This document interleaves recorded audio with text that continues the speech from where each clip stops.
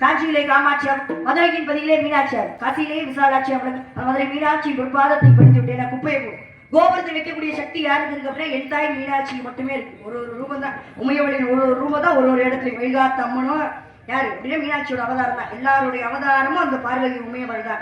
அப்பேற்பட்ட சிறப்பு இருக்கு. பொதுவாகவே மீனாட்சியை கும்பிடுறவங்களுக்கு தான் அருள் செய்யணும் கிடையாது. மனதார மீனாட்சியை நினைத்தாலே அருள் செய்வாங்க. அப்பேற்பட்ட சிறப்பு யாருக்கு இருக்கு அப்படின்னா என் தாய் மீனாட்சிக்கு மட்டுமே இருக்கு. ஒரு வெளிநாட்டுல இருந்து ஒரு கலெக்டர், ஆங்கிலேயர் வந்து கலெக்டரா இருந்தார் மதுரைக்கு.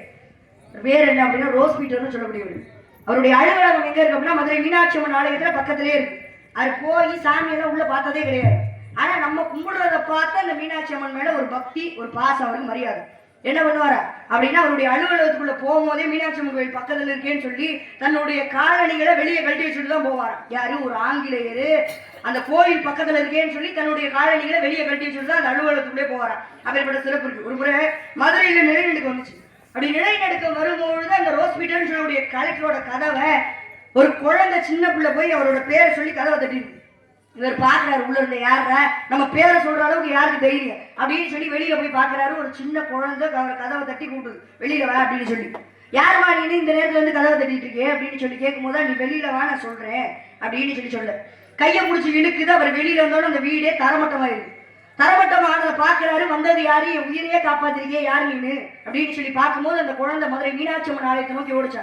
அப்ப வந்தது மதுரை மீனாட்சி தான் தெரிஞ்சு என்ன பண்ணாரா, உன்னை எப்படி இருப்பேன்னு கூட உள்ள வந்து நான் பார்த்தது கிடையாது. நான் வெளிநாட்டுல வேற நாட்டுல இருந்து வந்து வேலை பார்க்குறேன். ஆனா என் உயிரை காப்பாற்றணும்னு சொல்லி உன்னுடைய பிஞ்சு கால்கள் அங்கிருந்து செருப்பு போடாம கல்லுலையும் முள்ளுலையும் நடந்து வரிய அப்படின்னு சொல்லி மதுரை மீனாட்சிக்காக வைரத்திலே ஆன பாத ரட்சகம் செய்து கொடுத்தாரா. இப்ப வரைக்குமே அந்த கோவில்ல இருக்கு. இவருடைய பேர் பொறிக்கப்பட்டிருக்குமா. ரோஸ் பீட்டர்னு சொல்லக்கூடிய கலெக்டரோட பேர் பொறிக்கப்பட்டு ஒரு ஆங்கிலேயரோட பேர் பொறிக்கப்பட்டு மீனாட்சிக்கு வைரத்தாலே செய்யப்பட்ட அந்த பாத ரட்சகம் இருக்கும்.